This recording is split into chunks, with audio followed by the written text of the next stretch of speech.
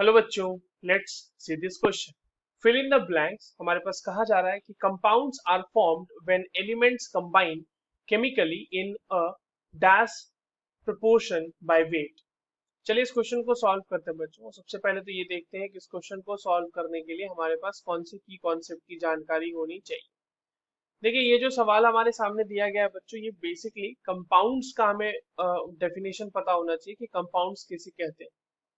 Compounds की अगर हम बात करें या फिर कंपाउंड्स के बेसिक डेफिनेशन की अगर हम बात करें, तो a compound is composed of compound is a substance a compound is a substance is a substance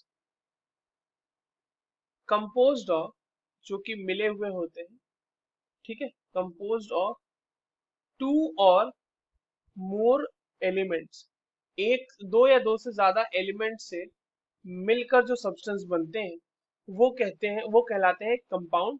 and they should be chemically bonded. जो आपके पास एलिमेंट्स हैं दैट केमिकली कंबाइंड, वो एलिमेंट्स आपस में केमिकली कंबाइन करते हैं विद वन अनदर, एक दूसरे के साथ, with one another in a fixed proportion, एक फिक्स्ड प्रोपोर्शन में ही कंबाइन वो करेंगे, तभी हम कहेंगे कि वहां पर से जो कंपाउंड है उसका फॉर्मेशन हुआ है।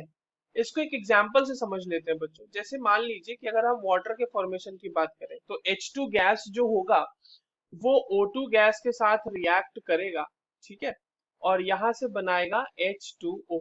ये इक्वेशन बैलेंस नहीं है अभी, अगर हम इसे बैलेंस करना चाहें तो इसे हम हाफ लगा देंगे यहाँ पे, तो हमारा इक्वेशन बैलेंस हो जाएगा।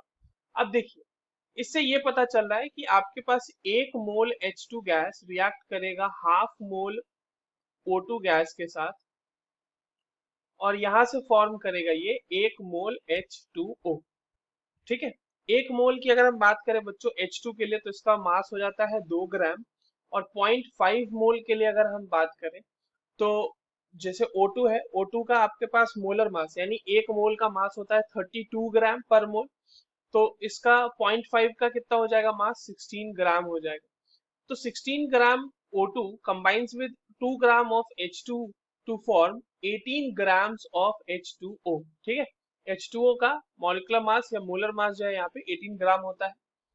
अब आप इसको इस तरह से समझो बच्चों कि मास ऑफ हाइड्रोजन जब भी ऑक्सीजन के साथ कंबाइन करेगा in order to form water, वो क्या होगा, 2:16 होना चाहिए, क्योंकि यही इक्वेशन हमारी बता रही है हमें।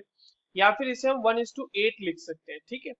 तो वाटर को फॉर्म करने के लिए हाइड्रोजन और ऑक्सीजन का जो डेफिनेट प्रोपोर्शन है वेट का, वो हमेशा डेफिनेट रहना चाहिए या फिर फिक्स्ड रहना चाहिए, 1:8 ही होगा, तभी जाके वाटर की फॉर्मेशन होगी, अदरवाइज वाटर का फॉर्मेशन नहीं हो पाएगा, ठीक है।